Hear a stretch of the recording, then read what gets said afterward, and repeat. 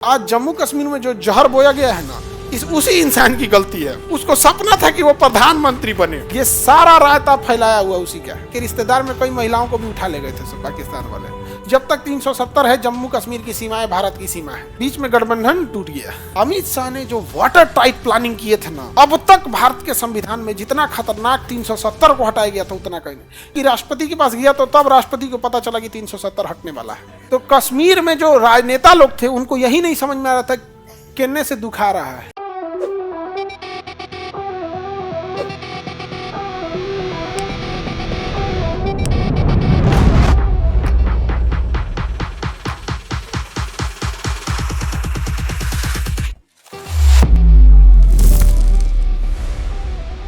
अब देखो 370 है, इसमें आप जम्मू कश्मीर को 370 में रखा गया तो वो भाग कितना में रखा गया? 21 में। 21 क्या है? अस्थायी, संक्रमणकालीन, इस सब टाइप का है। 370 में जम्मू कश्मीर रखा गया। जम्मू कश्मीर के राजा थे हरि सिंह। आज जम्मू कश्मीर में जो जहर बोया गया है ना, उसी इंसान की गलती है। किसकी? हरि सिंह। उसको सपना था कि वो प्रधानमंत्री बने, कश्मीर देश का प्रधानमंत्री बने। ये सारा रायता फैलाया हुआ उसी का है, लेकिन कोई ध्यान नहीं दे पाता है। जैसे बाकी के रियासतों ने, जैसे दरभंगा महाराज ने स्वीकार कर लिया कि हम भारत में रहेंगे, हथुआ स्टेट ने बिहार के स्वीकार कर लिया कि हम भारत में रहेंगे। आज अगर दरभंगा महाराज हल्ला कर देते कि हम नहीं रहेंगे, फिर नेपाल के साथ जाएंगे या हम स्वतंत्र देश बन, बवाल होता है यहाँ पे भी। लेकिन ना, हरि सिंह को चाहिए था हम अपना देश बनाएंगे यहाँ पे। अब जब अपना देश बनाएंगे तो अंग्रेज ने भारत और पाकिस्तान को आजाद तो कर दिया था, लेकिन इतने सातिर थे कि विभाजन का प्रस्ताव रख दिया और सेनापति अपना रखे कि विभाजन हो लेकिन मेरे हिसाब से। सेनापति अपना रखा तो भारत का सेनापति जनरल बूचर उसने सेना को आदेश नहीं दिया। कहा कि जब हरि सिंह आदेश दे देंगे कि आप मतलब हम भारत में मिल गए तब सेना भेजेंगे। उधर पाकिस्तान का भी सेनापति क्या था? अंग्रेज, पता नहीं क्या नाम था उसका। वो पाकिस्तान के सेनापति के नाम हम का लिए याद रखे। हम पाकिस्तान पे ज्यादा नहीं गुस्सा होते हैं जितना भयानक हमारे गुस्सा होते थे दादा। अगर उनको खाना खाने के टाइम कोई पाकिस्तान में बोल दिया ना तो मतलब इतना भड़क जाएंगे कि फिर उनको भूखे मर जाएगा। खाए के दिमाग का हटाओ, बाद में खाइए। बहुत टाइप के थे। आगे समझते हैं। तो जम्मू कश्मीर को तो मिलाना क्या था? मजबूरी था।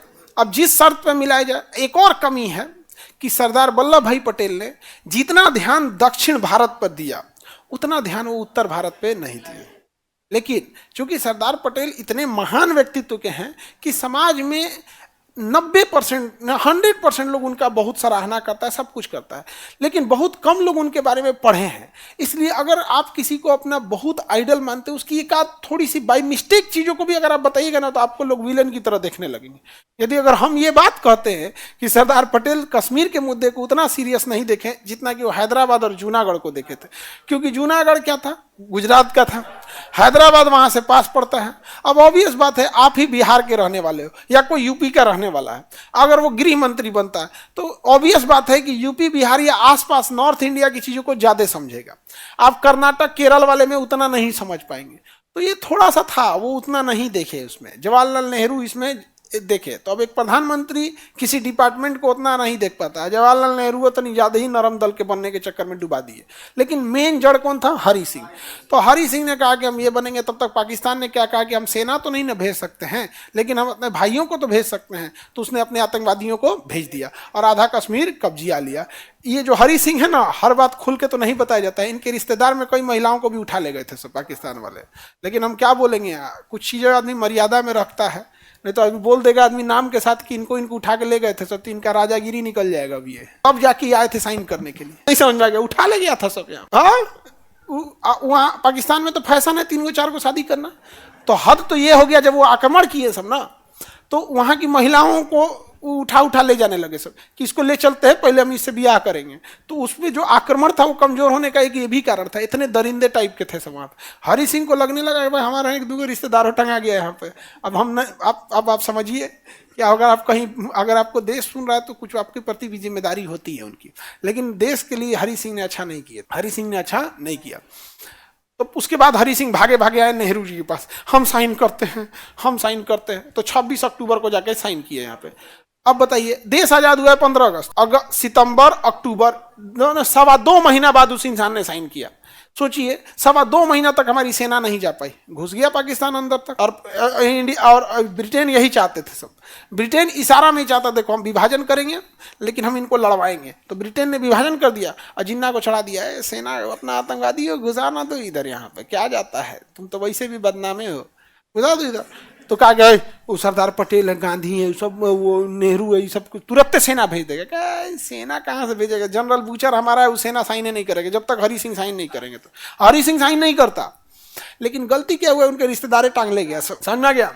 बाद में बताता होगा कि नाना यही है तुम्हारे जिसको उठा के ले गया होगा, बाद में बताता होगा ना कि यही तुम्हें बेवकूफ़ी किया वहां पर। इतना इतना बेवकूफ़ इंसान पूरे भारत में आपको नहीं मिलेगा। कब हरि सिंह ने तो क्या कर दिया, साइन कर दिए।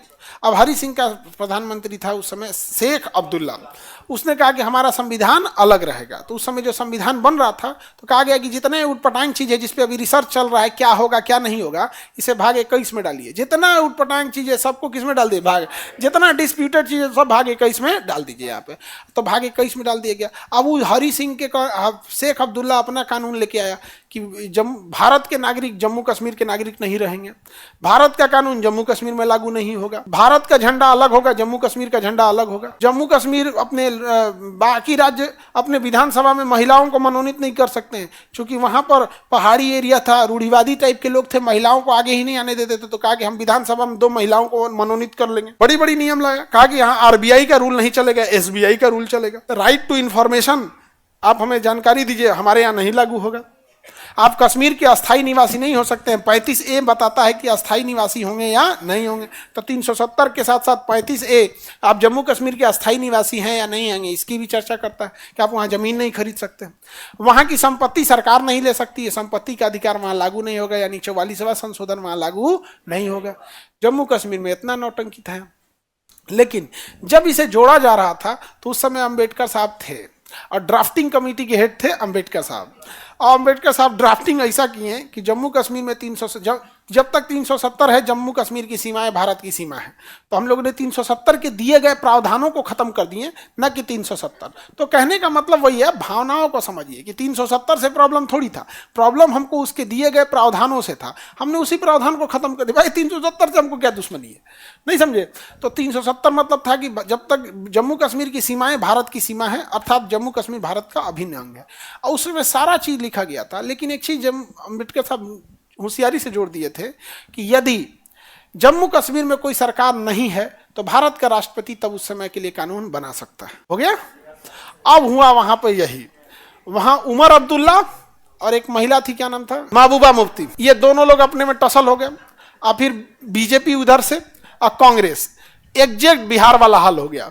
बिहार में ना कांग्रेस सरकार बना सकती है ना बीजेपी, आरजेडी और जेडीयू अकेले कोई फिलहाल सरकार नहीं बना सकता है। तो कोलिजन गवर्नमेंट होती है, मिलीजुली सरकार होती है। और जब मिलीजुली सरकार होती है वैसे घींच तान के चलती है, घींच तान के चलना पड़ता है। समझ में आ गया कि नहीं आ गया। तो वो अपना वो क्या कर रहे हैं, घींच तान के चल रहे हैं। बीच में गठबंधन टूट गया। गठबंधन क्या हो गया, टूट गया।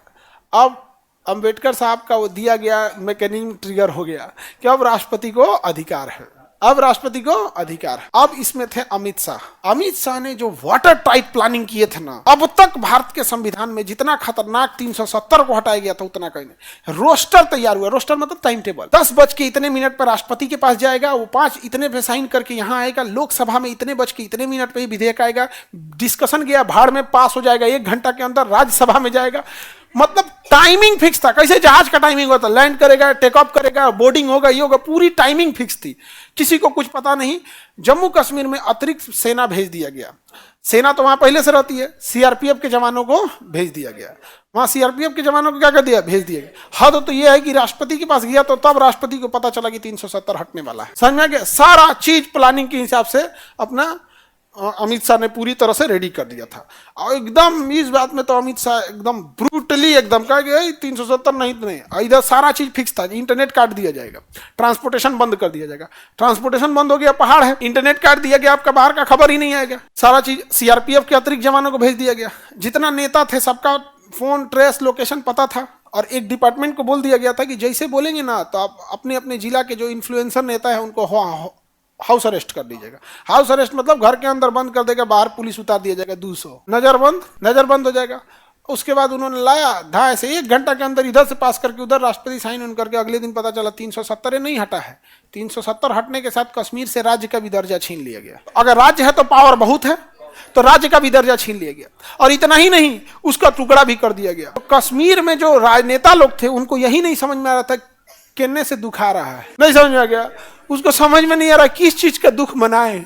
370 हटा इसका दुख मनाए, कि राज्य का दर्जा छीन लिया इसका दुख मनाए, कि राज्य तोड़ दिया इसका दुख मनाए, कि हाउस अरेस्ट किया इसका दुख मनाए, इंटरनेट काट दिया है इसका दुख मनाए, कि सरकार सुनने वाली है ये नहीं है इसका दुख मनाए। समझे में नहीं आ रहा था किस चीज का दुख मनाए।